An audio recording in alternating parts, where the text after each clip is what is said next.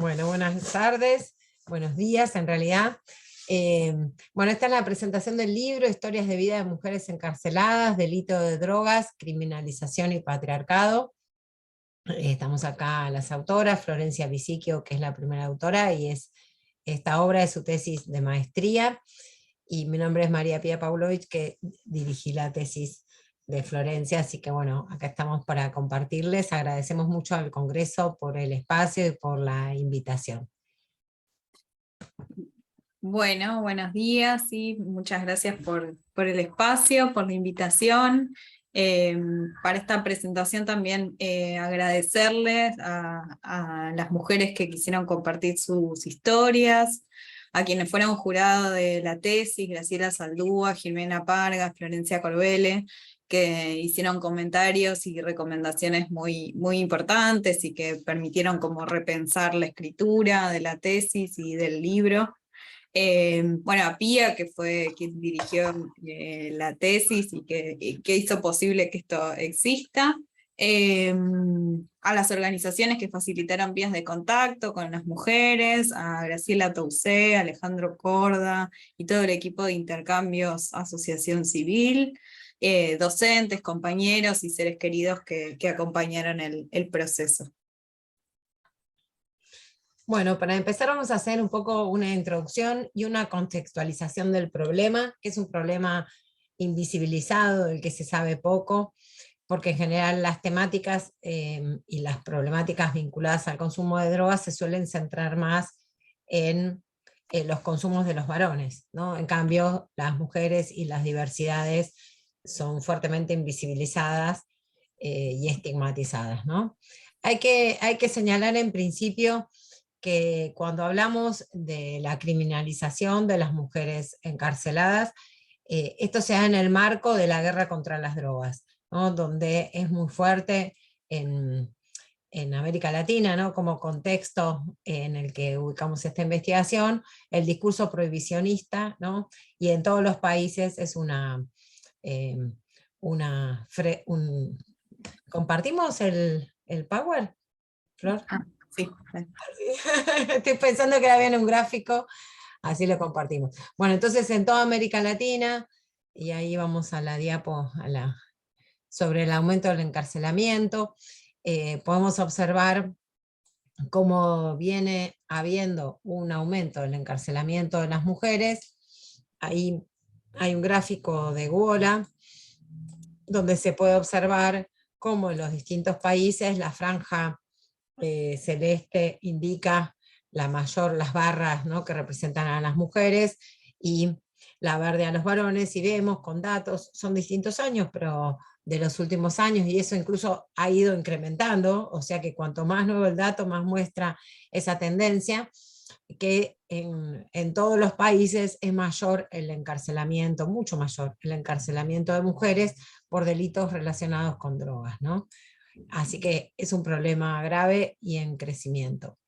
En Argentina en particular, y traemos datos del momento en que se realizó el libro para también contextuar en ese año, en el 2018-2017, el aumento también los datos son similares, viene habiendo un aumento, primero ahí observamos entre 2002 y 2017, un aumento de las mujeres, de la encarcelación de mujeres por delitos relacionados a las drogas, de un 197.6%, altísimo, en relación a un aumento del 57% en general, o sea que fue fuertemente femenino ese aumento.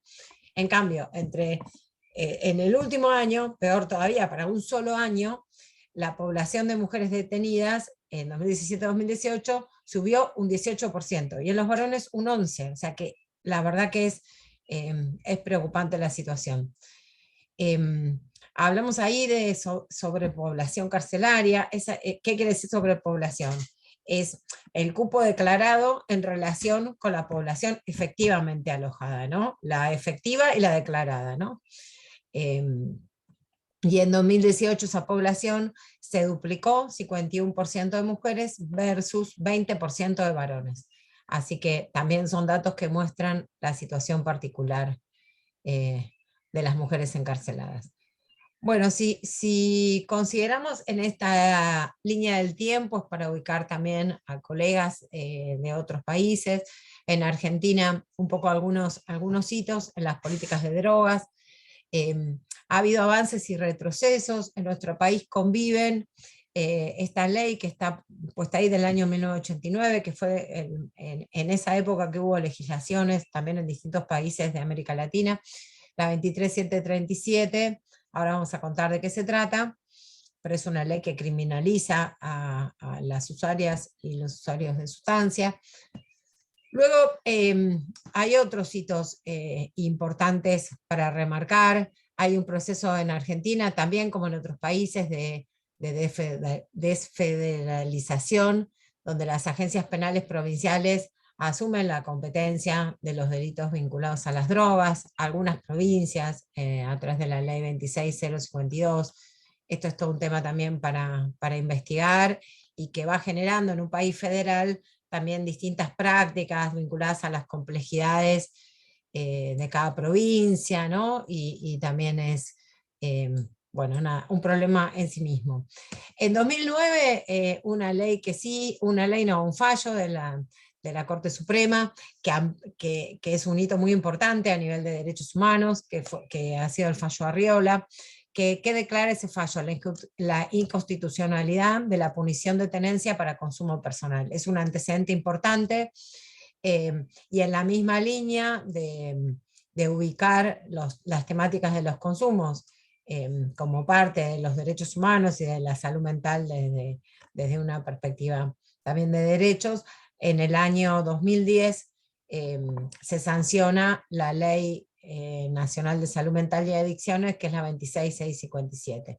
Luego, unos años después, el Plan Jacob es un plan muy interesante que también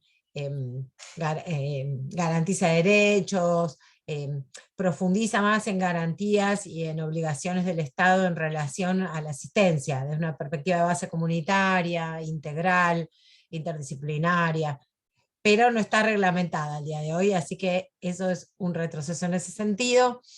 Y en 2015, esto coincide también con el gobierno de Mauricio Macri, ahí hubo algunos retrocesos, en el que se declaró la emergencia en materia de seguridad, y se vincula inseguridad a narcotráfico. Hubo un acuerdo de la DEA y el FBI con el involucramiento de esas agencias en política de acción en territorio argentino, y también la modificación de la ley de migraciones, que fue derogada después en marzo de 2021 con el cambio de gobierno, que establecía la detención y exportación expresa, ¿no?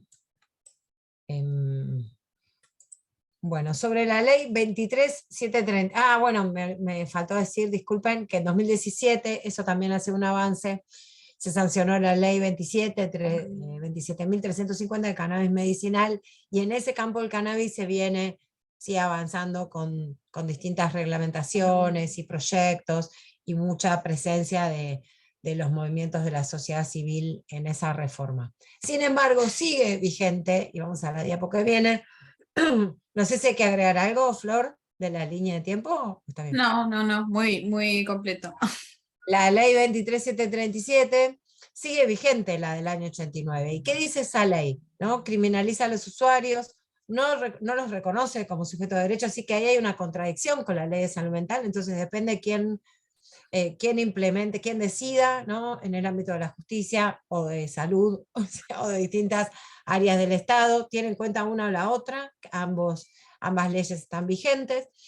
Y la ley 23737 promueve los tratamientos como una pena, abordando una cuestión de salud pública desde un enfoque punitivo, criminaliza a familiares y usuarios de cannabis para uso medicinal, ya que prohíbe el acceso a través del autocultivo, somete a usuarios a las violencias del accionar policial y de un proceso penal, genera gastos de recursos del Estado, saturando los sistemas judiciales y carcelarios, y el consumidor es considerado como la base social del narcotráfico, o la consumidora, ¿sí? Nominándolos como delincuentes, enfermas, ¿sí? Y a través de medidas curativas o educativas, implementa ¿no? Tratamientos obligatorios, digamos, ¿no? Porque a las personas se les da elegir entre una medida educativa o curativa o la cárcel, por supuesto. Entonces las personas eligen las medidas curativas, pero son tratamientos donde no hay demanda y donde también es una obligación, digo, y muchas veces no llegan a buen puerto, entonces es un gasto enorme a nivel estatal de una ley que no es eficiente, ¿sí? Y que sigue vigente y que criminaliza. Bueno, si volvemos a la cuestión de las mujeres, ahí tenemos un dato también muy importante de Procunar, ¿sí? La Procunar es una procuraduría, ¿sí? Que depende del Ministerio Público Fiscal, ¿sí? Y según este organismo muy comprometido con los derechos humanos de las personas que están encarceladas, en los datos que relevan, ahí vemos que el 47% del total de causas de drogas que ingresan a la justicia federal son causas de tenencia simple o tenencia para consumo personal. O sea que el 47% son causas menores, digamos, ¿no? De los últimos eslabones en la cadena. Y cuando lo vemos distinguido entre varones y mujeres, ¿sí? En los dos gráficos que están al lado vemos que eso es especialmente femenino, ¿no? Mientras que en las mujeres es el 36%, ¿sí? En los que se aplica la ley 23737, en los varones solamente es el 9%. O sea que por esta ley van especialmente presas las mujeres, ¿no? ¿Y quiénes son? ¿Qué características tienen? Según ahí tenemos la cita de distintas autoras. ¿Quiénes son estas mujeres que van presas por delito, ¿no? En Argentina? Son jóvenes de entre 25 y 44 años, jefas de hogares, en general monoparentales, y ellas son responsables del sostén económico de sus familias, ¿no? Escasamente escolarizados, eso da cuenta de que son situaciones muy vulnerables, situaciones sociales de mucha vulneración, son mujeres pobres, con extrema precarización laboral, y es una población penitenciaria primaria. ¿Qué quiere decir? Que es la primera vez que tienen experiencia de encarcelamiento en el sistema penal, ¿no? El 90% de estas mujeres encarceladas, el 90% son madres y tienen un promedio de 4 hijos, o sea, si multiplicamos esos números que veíamos absolutos por la cantidad de niños y niñas, ¿no? Que son perjudicados directamente, no es indirectamente, por el encarcelamiento de sus madres, esto tiene un efecto enorme en la vida cotidiana de muchísimas familias, ¿no? También estas mujeres tienen la característica de tener vulnerabilidades previas o marginalidades múltiples, ¿no? Pensándolo desde la interseccionalidad, son mujeres que también han sido víctimas de situaciones de violencia previa a la detención, tienen algún familiar que está preso o que estuvo preso, historias de situación de calle, historias de institucionalización, así que bueno, se suman vulnerabilidades en el caso de estas mujeres. Y si nos referimos también, es interesante pensar y pensar a las mujeres en una concepción amplia, incluyendo también otro tema vinculado, pero que no lo queríamos dejar pasar con Florencia porque también es muy relevante, que es la criminalización en mujeres trans y travestis. Los datos muestran que el 91% son datos de Wola, en Malacalza, Vélez y Lascano, muestran que el 91% de esta población, de la población trans y travesti encarcelada, es migrante y casi la totalidad presas por delito de tenencia y venta, y hay altos índices de prisión preventiva. ¿Qué problemática tienen las mujeres trans y travestis? Vacío de estadísticas desagregadas con perspectiva de género, hay poca información, ¿no? Incluso a nivel epidemiológico. Están criminalizadas bajo la categoría de narcotravesti, que es absolutamente estigmatizante, ¿no? Se vincula como una equivalencia al trabajo sexual con el narcomenudeo, ¿no? Totalizándolo y de una manera también discriminatoria. Se asigna a las mujeres trans y travesti a establecimientos masculinos, que es una problemática enorme, que la sufren mucho las mujeres trans, porque al enviarlas a establecimientos masculinos no se considera su autopercepción. También implica el encarcelamiento y discontinuidad en tratamientos hormonales, que para su subjetividad y como colectivo es muy importante. Y también otro problema es la falta de atención adecuada para personas con VIH y con otras enfermedades crónicas, ¿no? Así que bueno, hasta ahí un marco del contexto de la situación tremenda de las mujeres encarceladas en el continente y en Argentina.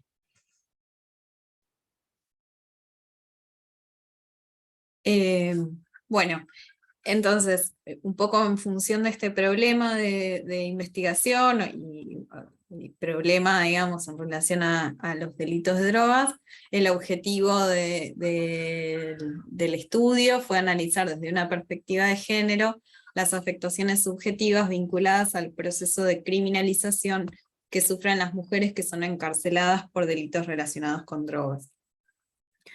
Como objetivos específicos, entonces, nos propusimos identificar los puntos de viraje en las trayectorias de vida, jerarquizando edad, sexo, nivel educativo, configuración familiar, situación ocupacional, violencia de género, redes sociales de apoyo y condiciones de vida. Describir el modo en el que esos roles de género se asocian con los sentidos que las mujeres construyen sobre la criminalidad femenina. Caracterizar las emociones, los conflictos, las tensiones, los posibles daños asociados a la respuesta carcelaria como respuesta punitiva hegemónica, y describir las dinámicas y los sesgos de género existentes en relación con el tipo de condena y posibles atenuantes, el tiempo de encarcelamiento, las funciones desempeñadas en la cadena de narcotráfico.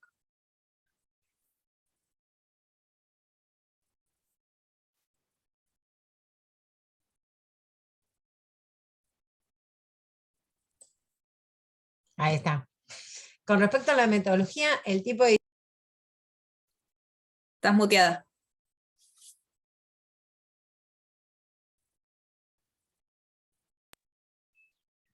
Está un poco lenta, con delay la Ahí va. computadora. Bueno, el tipo de diseño entonces, con respecto a la metodología, fue exploratorio y descriptivo. La unidad de análisis fueron mujeres que estuvieron presas por delitos relacionados con drogas, que no estuvieran privadas de su libertad al momento de la entrevista.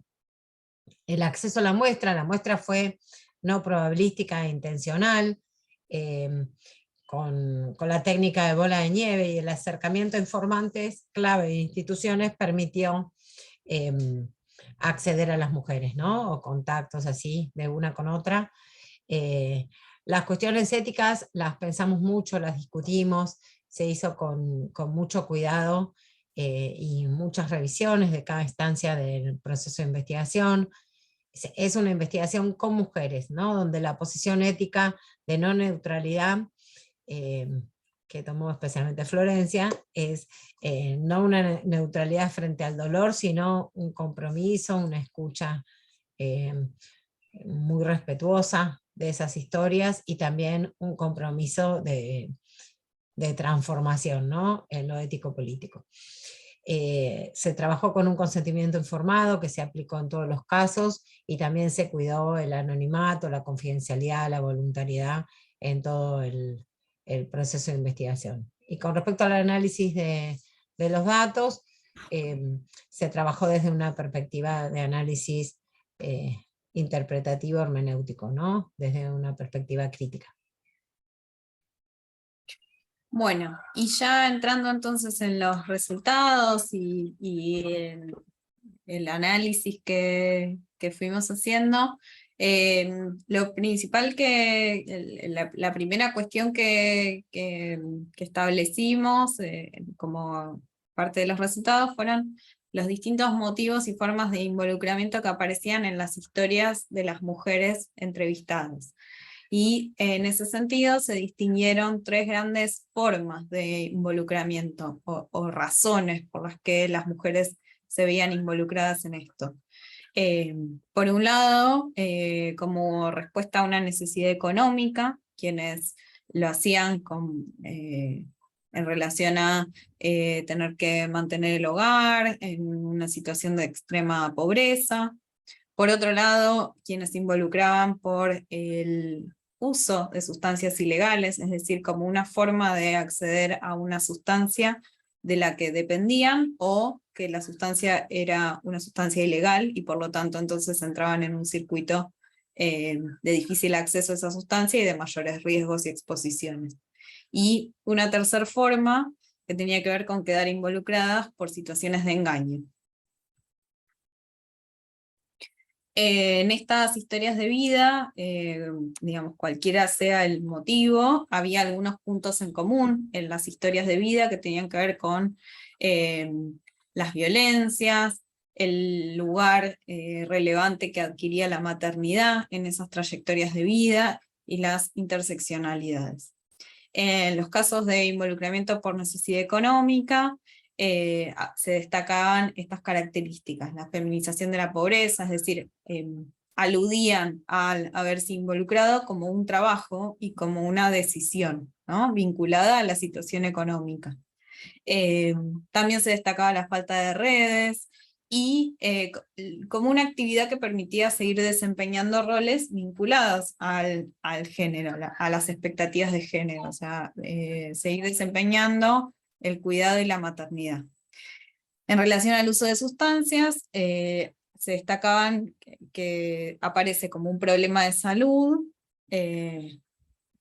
y también como vinculado al uso de sustancias por un uso recreativo. Por ejemplo, una de las mujeres se vio involucrada por tenencia de cannabis, y en otros casos, dos mujeres que se involucraron por tener un consumo problemático de cocaína. Y un poco, bueno, ahí se destaca esto que decía antes, la ilegalidad de la sustancia, ¿no?, que las confronta con el sistema penal, y los riesgos que se asumen para acceder a una sustancia de la que se depende. Digamos, un problema de salud en este caso se convierte o es abordado desde lo penal. Y en las situaciones de engaño aparece mucho más fuertemente la violencia física, psicológica, sexual. Una de las mujeres entrevistadas se había encontrado en una situación de trata, y se destaca bastante el carácter traumático que adquieren los hechos, como una situación que marca un quiebre en esa trayectoria de vida. Ahí antes de pasar, Flor, volviendo a la anterior, me parece súper importante el resultado. No por la cantidad, porque son historias que se trabajó en profundidad, pero sí por esta distinción entre estos tres tipos de perfiles, que me parece súper importante para seguir trabajando, para profundizar, porque claramente se ubicaban algunas mujeres en un perfil, en otro o en otro, y esto me parece que es un resultado súper importante del estudio, en consonancia con estudios previos. Por acá se detallan dimensiones y problemas específicos de cada perfil, que sería interesante para seguir estudiando en futuras investigaciones, ¿no? Quería agregar eso porque que me parece... Sí. Ujú. Bueno, y como uno de los ejes y de los objetivos de la investigación estuvo centrado en la subjetividad, los efectos en la subjetividad se destacaron especialmente o se abordaron en relación a las maternidades, en relación a las percepciones sobre su grado de responsabilidad en los hechos, y los procesos de estigmatización, como tres dimensiones de las afectaciones subjetivas. Y en relación a esto, entonces, ¿qué estrategias frente a estas formas de padecimiento psíquico? Bueno, acá, antes de entrar específicamente en cada una de las formas de las maternidades, algunas frases que ejemplifican las distintas características y formas que adquiría el sufrimiento en relación a la maternidad durante el encarcelamiento. Por un lado, en relación a la separación de los hijos, o sea, hijos que quedan, ellas son encarceladas, hijos que quedan afuera e hijos que quedan adentro, también en algunos casos. Entonces, por un lado la separación de los hijos, por un lado la crianza entre rejas en la cárcel, quienes tenían hijos pequeños y decidían o podían ingresarlos, y quienes accedieron al arresto domiciliario o lo pidieron. Leo algunas frases de las mujeres. En relación a la separación de los hijos, fue un tiempo de pensar en morir, todo el tiempo de extrañar a mis hijos. Nunca me había separado de ellos, los primeros meses fue pensar, ya se van a dar cuenta que estaba desesperada y me van a dejar ir. En relación a la crianza en la cárcel, en el pabellón eran 11 chicas, 9 estaban drogándose, empastillándose, y nosotras que no nos drogábamos estábamos cuidando a los chicos porque nos daba lástima. Acá también se destaca algo de la maternidad, que está descrito en la bibliografía, que es como también las maternidades compartidas toman relevancia durante el encarcelamiento, ¿no? Sí, el lugar que adquieren entre pares, ¿no? Las formas de crianza. Y en relación a criar entre rejas, o al arresto domiciliario, bueno, un relato de alguien que lo pedía y que decía esto. Mi abogado luchó y luchó para que me den el arresto porque me lo negaron. A mí lo que me preocupa es con quiénes van a quedar mis hijas. Ya están más grandes, ya es cuando más me están necesitando, no tengo apoyo de nadie, ni económico ni nada. Bueno, entonces lo que se ve en relación a la separación de los hijos en los distintos casos es sensaciones de culpa, de angustia, haberse involucrado por el cuidado de los hijos como una forma de seguir siendo una buena madre, pero que al mismo tiempo tiene como consecuencia la separación de esa que fue la principal motivación. En los casos de engaño, separarse de los hijos se convierte en una nueva situación traumática. Y en los casos de uso de sustancias, también apareció en un momento de las trayectorias de vida el tener que cuidar de otros como una forma de asumir el propio cuidado. En relación a la crianza durante el encarcelamiento, en todos los casos expresaron sufrimiento por las condiciones de crianza en la cárcel, ¿no? Como ser testigos de una forma de crianza en la que no podían darle a sus hijos lo que mínimamente necesitaban. Falta de pañales, falta de alimentación adecuada, falta de cuidados médicos, ese tipo de cosas. Y en relación al arresto domiciliario, relatos en los que fue rechazado por asociar pobreza con peligrosidad. También bueno, en ese sentido entonces se las despoja del ejercicio de la maternidad, que al mismo tiempo se las obliga.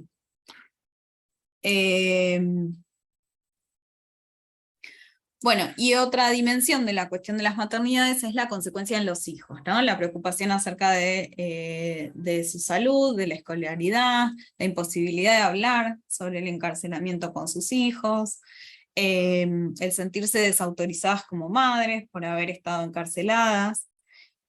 También hay una de las frases de una de las mujeres: a mis hijas no les he hablado del tema, ¿qué les puedo explicar yo? ¿Cómo le explicas a un hijo? Peor de algo que vos no lo has hecho, porque yo no lo he hecho. Con esa causa que tengo, ¿qué ejemplo le puedo dar a mi hija? Esto en el caso de una de las mujeres que había sido engañada.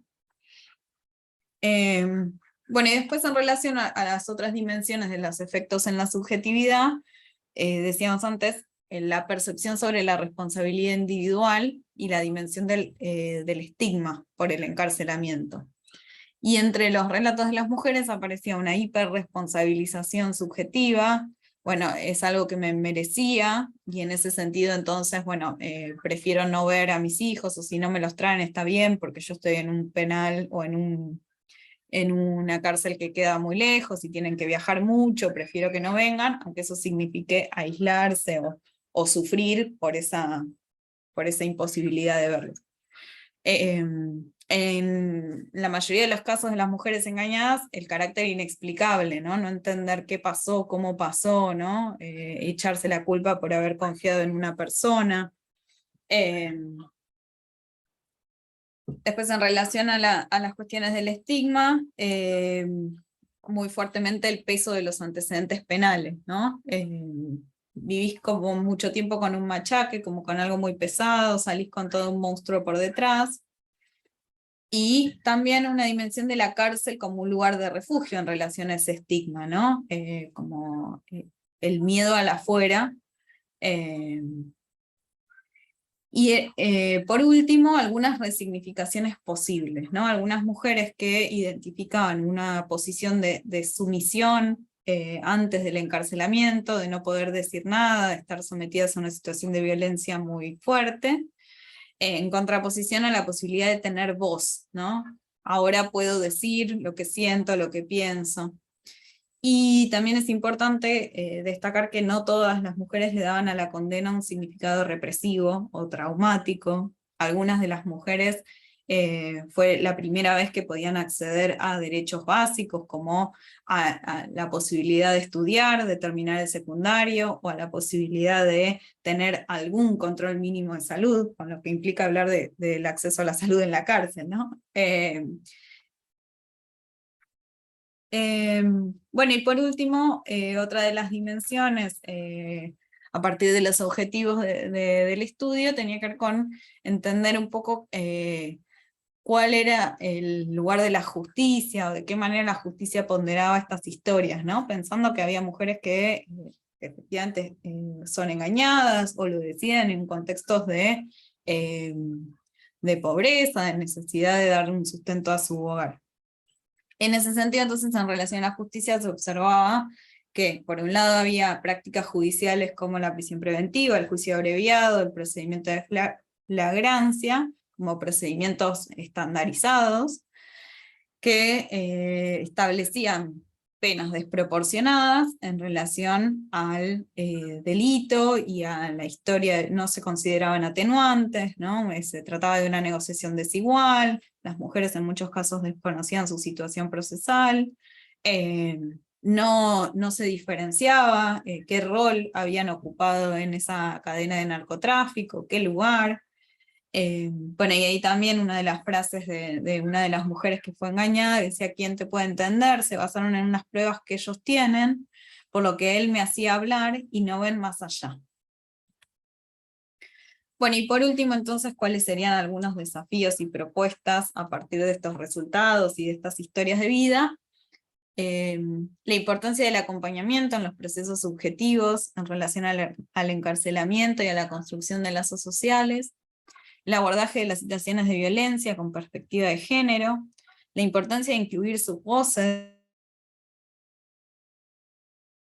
en el diseño de las políticas públicas, la necesidad urgente de una reforma de la ley 23737 con perspectiva de derechos humanos y que incluya como especificidad de género el lugar de la maternidad como un eje de relevancia, y también considerar instancias protegidas de vinculación y revinculación con los hijos.